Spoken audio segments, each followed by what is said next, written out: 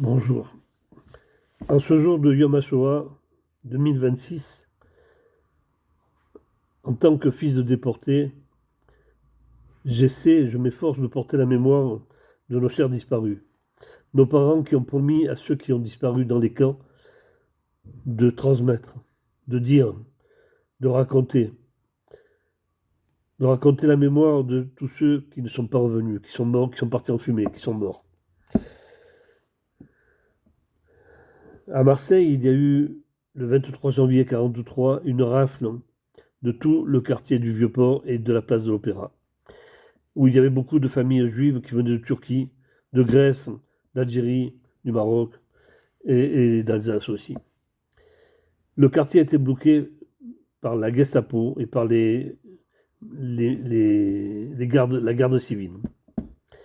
Ils ont fermé tout le quartier, ils sont montés immeuble par immeuble, appartement par appartement, et ils ont pris tous les juifs qui étaient là.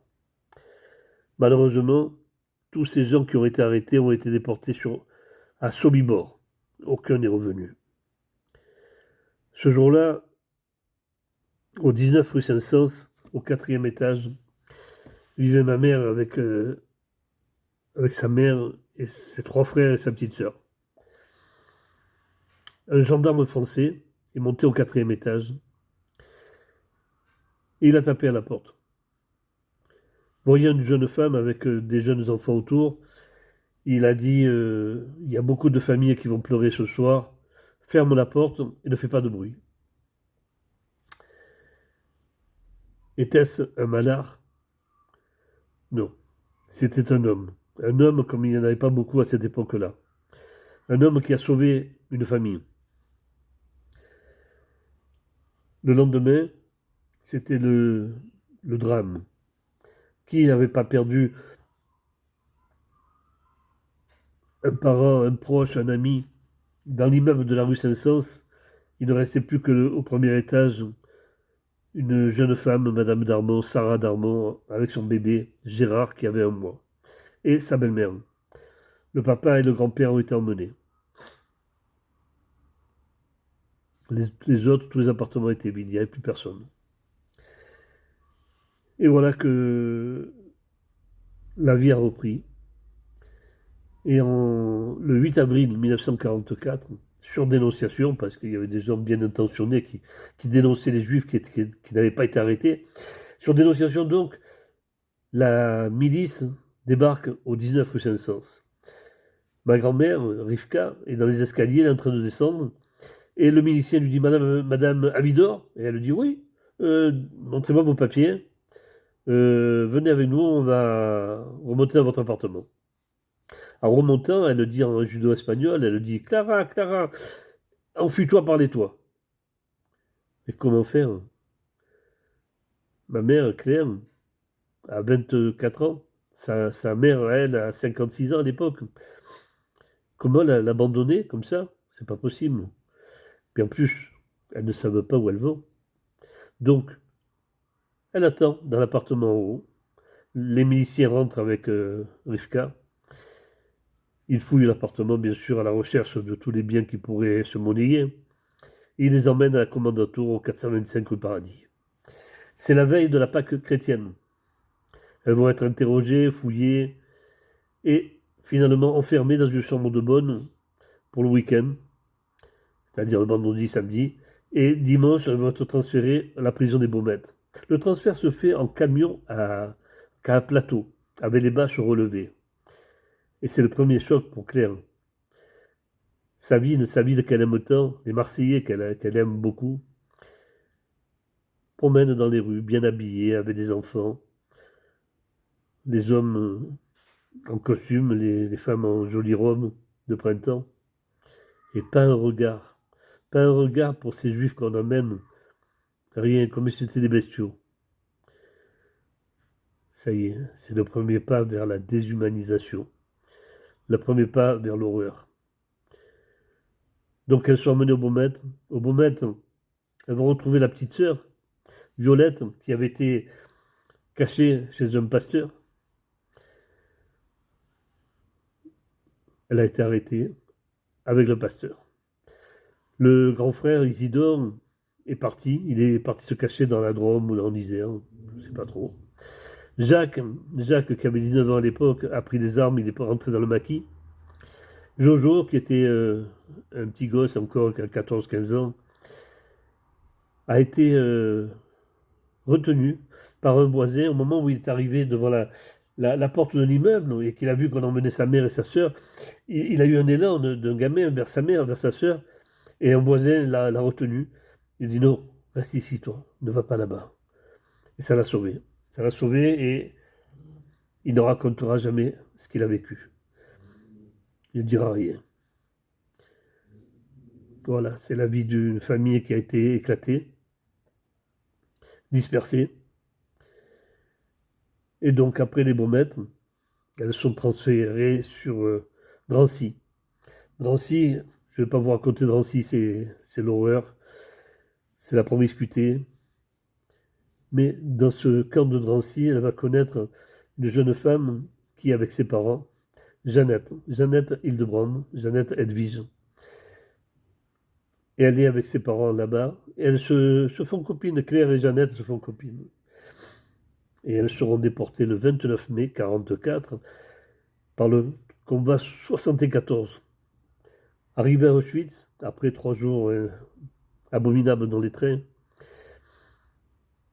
c'est la sélection. Maman nous racontera qu'il y avait le rabbin Razon qui était dans le wagon avec eux, qui leur racontait des histoires du Talmud pendant les 3 jours comme ça. Un monsieur avec une petite barbe blanche, très doux avec sa femme, une petite fluette à côté de lui.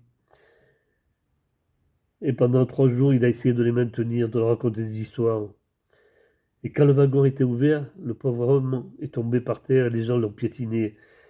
Elle m'a dit que c'était la première vision d'horreur pour ce petit rabbin qui était merveilleux. Et elle rentre dans le camp.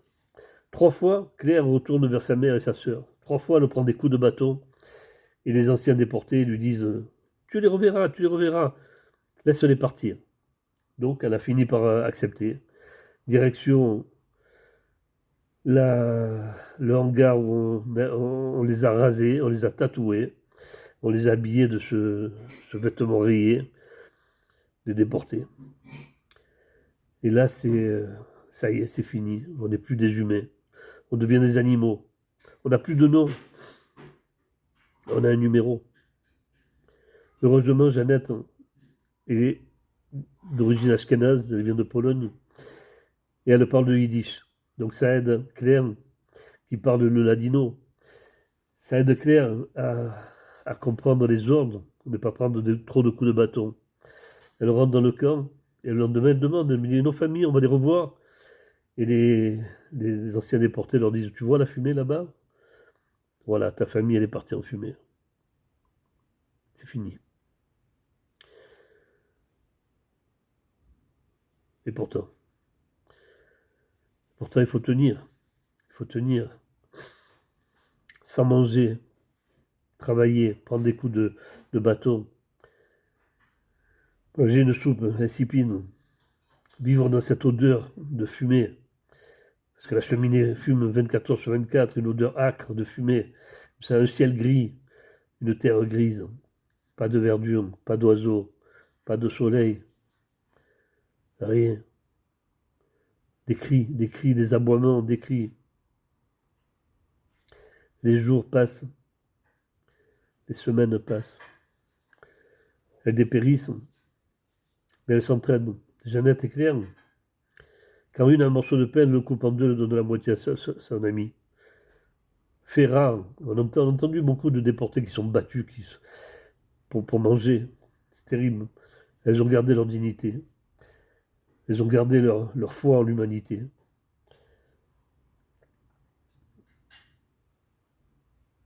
Et le plus dur, c'était les appels, la nuit.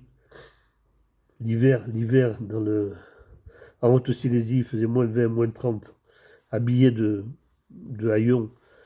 Elles récupéraient des papiers de sacs de ciment pour mettre sous les rhums, pour les protéger du vent et du froid dans ces appels.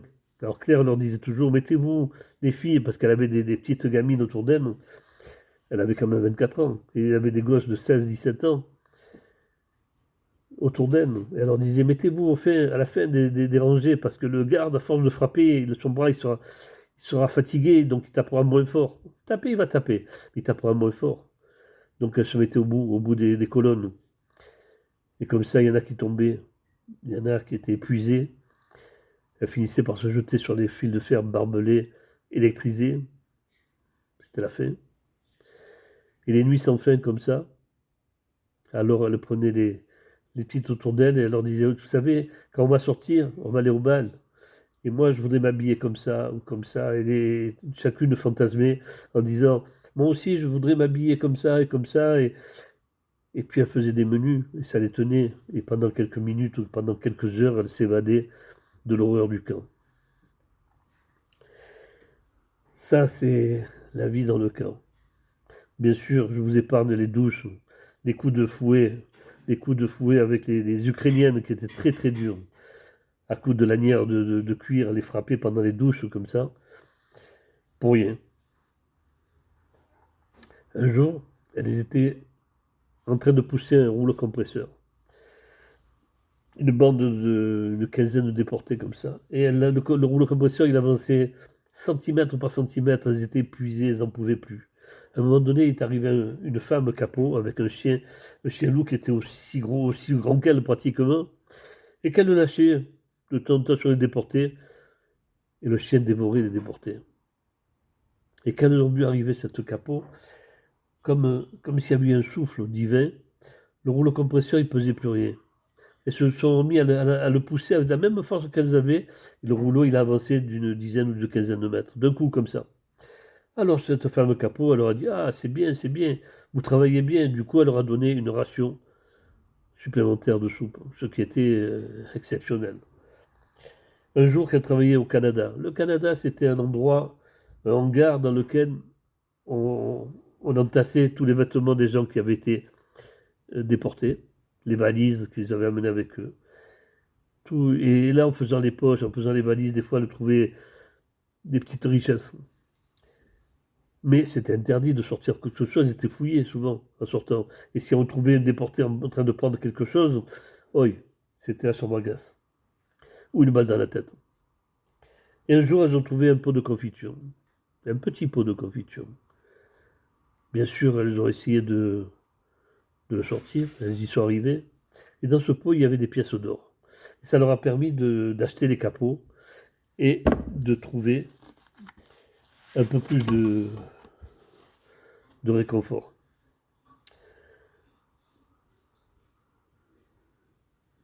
Et voilà que dans le camp, il y avait la solidarité, certes, mais il y avait également des moments très très très durs. Des moments où elles ont attrapé le typhus. Le typhus, ça les rendait en partie aveugles et complètement amorphes, sans force, rien du tout.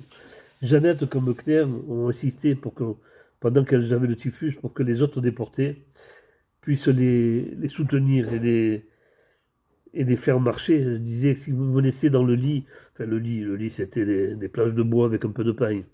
Si vous me laissez, je vais mourir. Ne me laissez pas les filles, ne me laissez pas. Alors, elle s'efforçait de les faire marcher. Et comme ça, elle a survécu.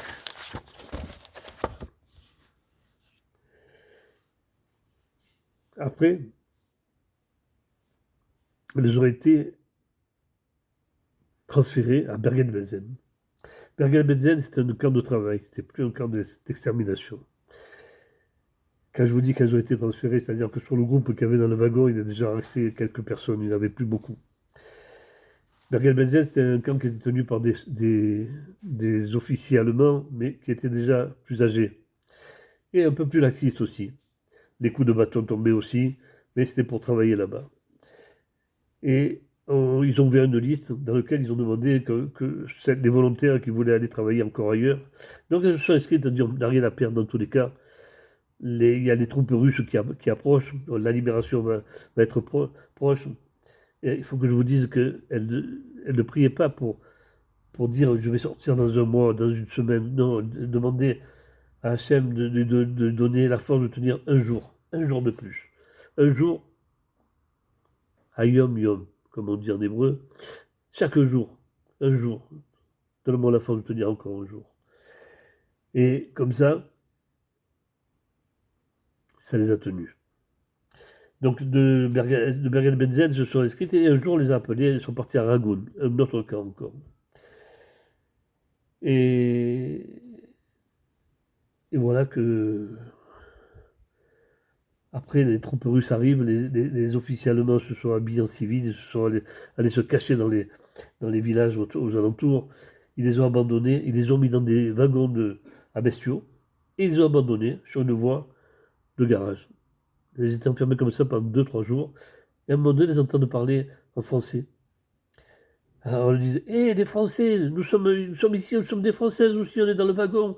Venez nous ouvrir, venez nous ouvrir. Elles ont été sorties de là. C'était là déjà, les troupes russes et américaines commençaient à faire la jonction. Et donc elles ont été, entre guillemets, libérées parce qu'en fait, elles ont été transférées après sur Térénistan parce qu'elles n'étaient pas en état de voyager. Claire, à cette époque-là, pesait 29 kilos, que les os, la peau sur les os. Impossible de tenir debout, c'était abominable. Aujourd'hui, en 2026, les déportés qui restent, il n'en reste plus beaucoup. Ils ont refait leur vie, ils se sont mariés, ils ont eu des enfants. Pour la plupart sont venus vivre en Israël. Mais le 7 octobre 2023 a été terrible. C'est-à-dire que les plaies se sont réouvertes d'un coup. Les plaies, la souffrance, savoir qu'on était venu ici sur la terre d'espérance, la terre du futur, la terre où on n'était plus pourchassé, la terre des Juifs. Et face à nous, il y a eu un pogrom en 2026, enfin 2023 exactement. Un pogrom avec une sauvagerie et exécuté par des barbares avides de sang. Ils se filmaient, ils rigolaient, ils jouissaient de cette horreur, de cette tuerie. Ils en jouissaient. Cette tuerie, c'est l'islam radical. L'islam radical qui a la haine du juif. Ils n'ont pas la haine d'Israël.